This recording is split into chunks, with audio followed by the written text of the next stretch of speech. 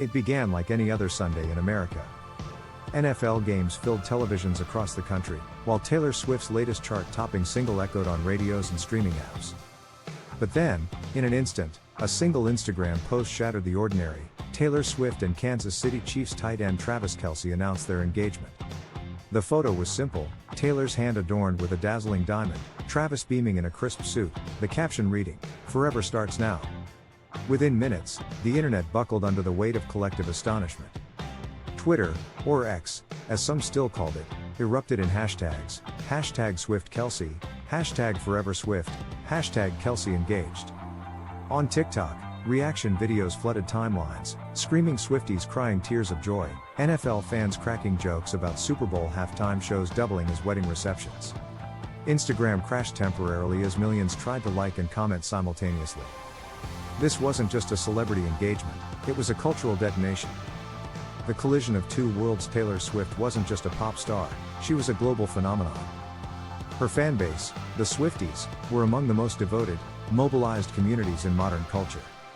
They had broken streaming records, sold out stadium tours in minutes, and even been credited with boosting local economies wherever her era's tour stopped. Travis Kelce, on the other hand, wasn't merely an athlete. He was a two-time Super Bowl champion, an NFL star with charisma that had already made him a household name beyond the gridiron. The Kelce Brothers podcast had millions of weekly listeners. He was charming, funny, and carried an everyman appeal that resonated with sports fans. When these two worlds collided, music's biggest star and football's most recognizable face, the result was unprecedented. The engagement didn't just unite fandoms, it fused them into a cultural juggernaut. Media frenzy, the new royal couple. Almost immediately, commentators dubbed them America's royal couple. Morning shows dissected the ring design, the proposal setting, and the potential wedding date. Sports networks speculated how this union might affect Kelce's career, while entertainment outlets debated whether Taylor would perform at her own wedding. Late-night hosts had a field day. One joked, "Forget the Super Bowl halftime show, this wedding is the halftime show." Another quipped, "Somewhere in Buckingham Palace, the British royals are sweating." Fashion magazines analyzed Taylor's engagement dress, while sports journalists compared Kelce's proposal to legendary game-winning plays. Their engagement became the leading story on every network, eclipsing politics, global conflicts, even natural disasters. For weeks, it seemed as though nothing else mattered. The economy of love. But this wasn't just cultural noise, it had tangible effects. Ticket prices for upcoming Kansas City Chiefs games skyrocketed. Swifties who had never watched a football game in their lives suddenly bought season passes. Viewership for NFL broadcasts doubled when Kelce was on the field. Meanwhile, merchandise sales for Chiefs jerseys emblazoned with Kelce's number 87 broke records, especially among young women who had never owned sports apparel before. On the music side, Taylor's streams surged even higher, with NFL fans exploring her discography for the first time. Bars and restaurants began hosting Swift-Kelce nights, playing her songs before and after games. A new cultural hybrid was born, football tailgates with pop star sing-alongs. Even Wall Street took notice. Analysts predicted that this engagement would create billions in crossover economic value: concerts, endorsements, fashion deals, sports broadcasting, and joint ventures. Companies scrambled to sign them for campaigns. Some economists called it the love merger of the century. The emotional weight beyond numbers and headlines, though, was the emotional story. Fans felt like they were witnessing something mythic, a fairy tale unfolding in real time. Taylor, often known for songs about heartbreak, had found her happily ever after. Travis, known for his grit and boldness on the field, revealed his softer side in heartfelt interviews about love and destiny. On TikTok, one viral edit stitched together footage of Kelce's Super Bowl victories with clips of Taylor performing Love Story, captioned, "We were both young when I first saw you." It racked up 50 million views in days. It wasn't just about the couple, it was about hope. In a fractured, cynical world, their story became a rare beacon of optimism. People wanted to believe in love again, and Swift-Kelce gave them permission to dream. The what if shift. But let's pause and ask the central question of our channel: what if this wasn't just an engagement? What if it changed history? Because beneath the glittering surface, something far bigger was brewing. Taylor's influence stretched into politics. Her fans had registered to vote in droves after she spoke out during elections. Travis, meanwhile, commanded loyalty from NFL fans across the political spectrum. Together, they had the potential to move not just markets and culture, but governments and nations. What if their love wasn't just a personal milestone, but a tectonic shift in the way celebrity, politics, and power interacted? What if history itself would be rewritten in the wake of their engagement? The headlines declared it a love story. But beneath the glittering engagement ring and dreamy captions, the world was beginning to shift in ways no one could have predicted. The engagement of Taylor Swift and Travis Kelce wasn't just a cultural moment, it became a force that rippled through politics, economics, and global influence. The political ripple started small, almost imperceptible. When Taylor Swift posted her first photo with Travis at a Chiefs game, voter registration in key swing states spiked. Political scientists noticed, but they brushed it off as coincidence. After all, Taylor had already proven her ability to sway young voters with a single Instagram story urging her fans to register. But now, with Travis Kelce by her side, the effect doubled. Their audiences overlapped in unexpected ways. Swifties, predominantly young, socially progressive, and digitally active, and NFL fans, who spanned every age, gender, and political leaning. Together, they formed one of the broadest cultural coalitions in modern history. Politicians couldn't ignore it. Suddenly, campaign strategists began to ask, what if Swift and Kelce endorsed a candidate? What if their wedding aligned with an election cycle? Entire voter blocks could shift overnight. It wasn't long before whispers spread across Washington. One senator joked on live TV, honestly, I'd rather have Swift and Kelce on my side than $1 billion super PAC. The laughter in the chamber couldn't hide the truth. This couple carried more influence than most politicians could dream of. The economy of influence. Meanwhile, the financial world was buzzing. The Swift-Kelce effect wasn't just a cultural phenomenon, it was an economic powerhouse. NFL surge, viewership for Chiefs games hit historic highs. Advertisers paid premium rates just to air commercials during games where Taylor was spotted in the stands. Sports betting apps recorded record traffic whenever Kelce played.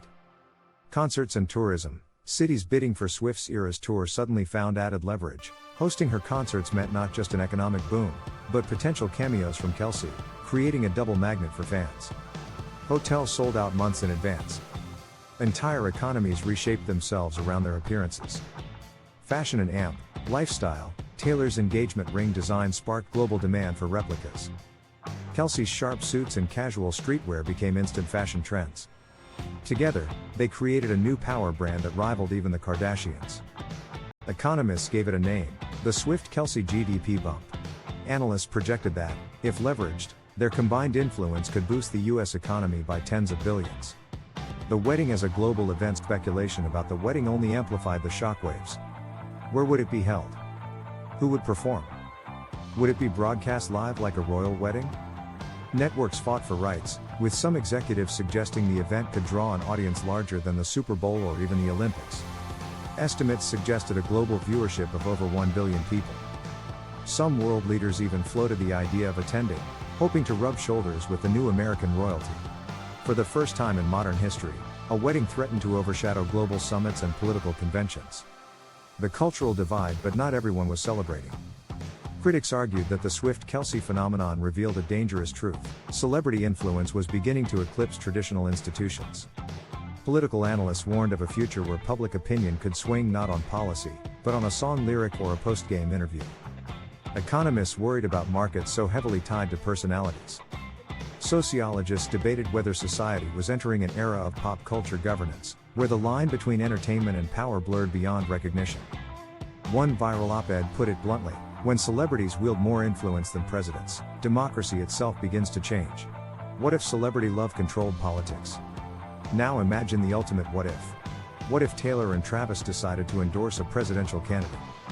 A single post, a single word of support, could tilt entire elections.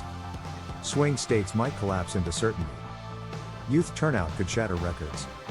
And NFL towns in the Midwest, normally conservative strongholds, could be swayed by Kelce's nod.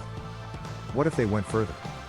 What if, after their wedding, they used their combined platform to launch movements on climate, education, healthcare? What if corporations bent policy around their opinions? The engagement was no longer just a fairy tale. It was a case study in the raw power of celebrity influence, magnified to levels the world had never seen before. The quiet anxiety of power behind closed doors, political advisors panicked. Intelligence briefings even included mentions of the Swift-Kelce factor in electoral forecasts. World leaders privately asked, what happens if they speak out on foreign policy? Could they move not just American voters, but global citizens? For the first time in history, the love story of two individuals was reshaping the balance of power.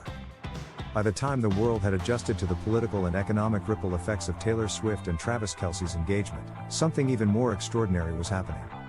What began as a love story had become a global movement, an empire of influence built not on armies or treaties, but on music, sports, and culture.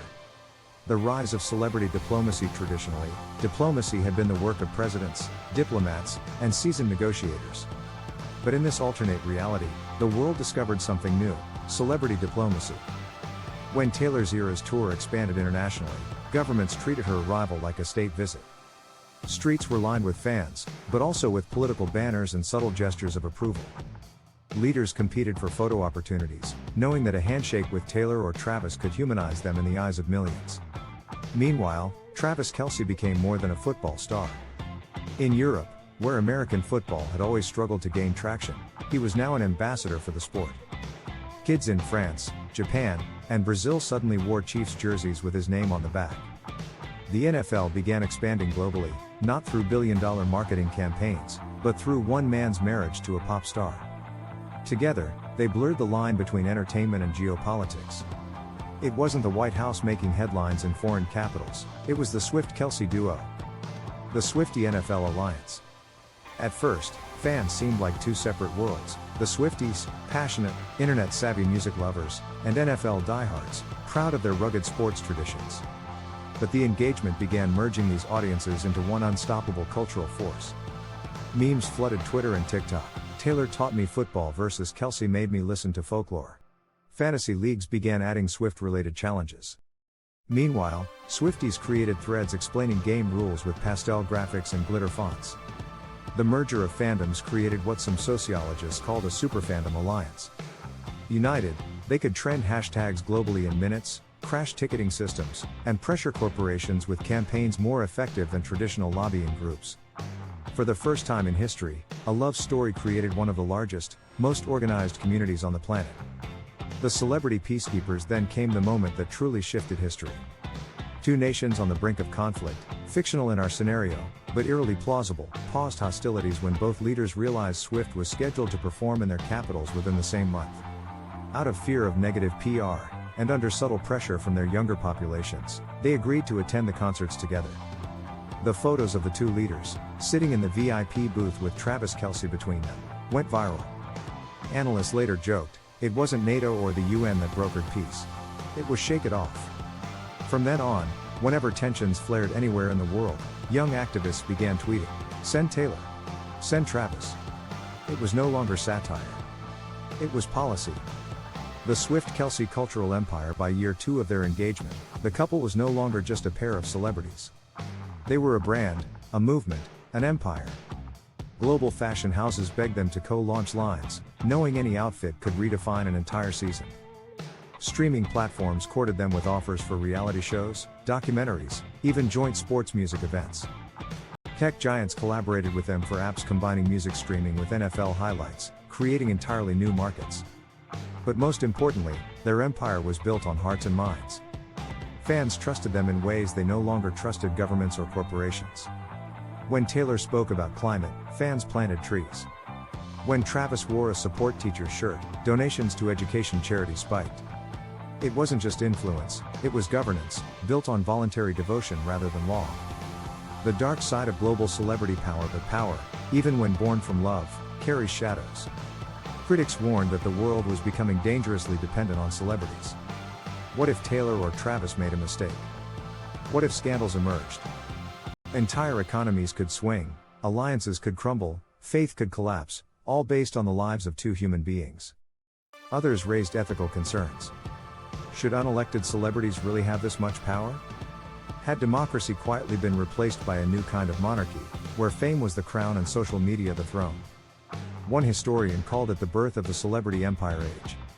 A time when nations no longer competed for land or resources, but for cultural dominance, and in this timeline, Taylor and Travis were the emperors.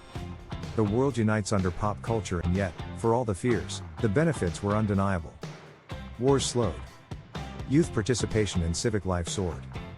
Cross-cultural understanding grew as music and sports created shared languages. For the first time in decades, people felt that the world wasn't drifting apart, but coming together. Not under politicians or generals, but under a song lyric, a touchdown, and the image of two people in love. In this alternate history, the Swift-Kelce engagement was no longer just a celebrity headline. It was a turning point in human civilization. By now, the world had grown accustomed to the idea that Taylor Swift and Travis Kelce were more than entertainers, they were cultural leaders, global icons, and symbols of unity. But as the years passed, a deeper question emerged: what happens when love becomes the foundation of power? And what future does it create for humanity? A generation raised by celebrities for Gen Z and Gen Alpha, the Swift-Kelce engagement wasn't just news, it was history. Kids who grew up watching the fairy tale unfold learned their first ideas of love, leadership, and influence not from presidents or textbooks, but from Instagram posts, halftime shows, and Eras Tour documentaries. Sociologists coined a term: the Swift-Kelce generation. These were young people who believed that authenticity mattered more than authority, that cultural voices carried more weight than political speeches. They trusted Swift's lyrics more than government press releases, and they viewed Kelce's sportsmanship as a model of discipline and teamwork more than any corporate training manual. By their 20s, this generation was beginning to reshape society itself. The wedding heard around the world when the wedding finally happened. It was no ordinary ceremony. Held in a neutral location, an island paradise chosen for both privacy and symbolism, it was broadcast live to more than 2 billion people. World leaders attended, but so did ordinary fans, chosen through lotteries and golden tickets hidden in concert merch. It was part royal wedding, part Super Bowl, part global peace summit. The vows themselves became legendary. Taylor spoke of art, love, and responsibility to use one's voice for good. Travis promised strength, loyalty, and unity. The words were replayed in classrooms, quoted in parliaments, and even cited in court cases as examples of modern cultural oaths. The wedding wasn't just about love, it was a blueprint for a new kind of leadership. The shift in governance in the years following, governments faced a crisis. Traditional politics couldn't compete with the influence of celebrity leaders. Approval ratings of presidents and prime ministers dipped lower than ever, while polls showed that citizens trusted cultural icons far more. This led to an extraordinary phenomenon: the rise of celebrity governance. Cities began inviting influencers to help design urban spaces. Policy debates referenced Taylor's speeches as often as think tank papers. Nonprofits surged when endorsed by the couple, outpacing government aid programs. In effect, power was shifting. The formal structures of democracy remained intact, but the real influence flowed through those who could command global attention. The Swift-Kelce empire was no longer about fame. It was about authority without office. The dangers of a love-based monarchy, but cracks began to show. What if the couple disagreed publicly? What if one made a mistake or suffered a scandal? Could global markets crash because of a breakup? Could peace treaties unravel if fans split into sides, Team Taylor versus Team Travis? Some political theorists called it a love monarchy. Unlike kings and queens of old, Taylor and Travis weren't born into power, they were chosen by admiration. But that made the system fragile. Their love had become the cornerstone of global stability. If it faltered, so might the world. It was both beautiful and terrifying, the fate of nations tethered to the endurance of a marriage. A utopian possibility, yet others saw hope. What if this model could be expanded? What if, instead of fighting over land and ideology, humanity united around shared cultural icons, musicians, athletes, storytellers? What if leadership was earned through inspiration rather than conquest? Under this vision, the Swift-Kelce union wasn't just an anomaly. It was a prototype for a new era, an age of cultural leadership.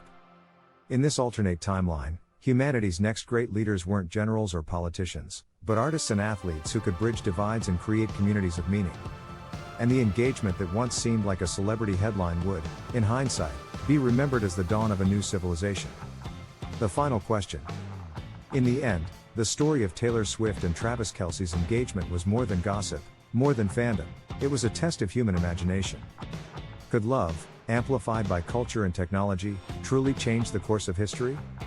And if so, what happens when the next great celebrity couple rises?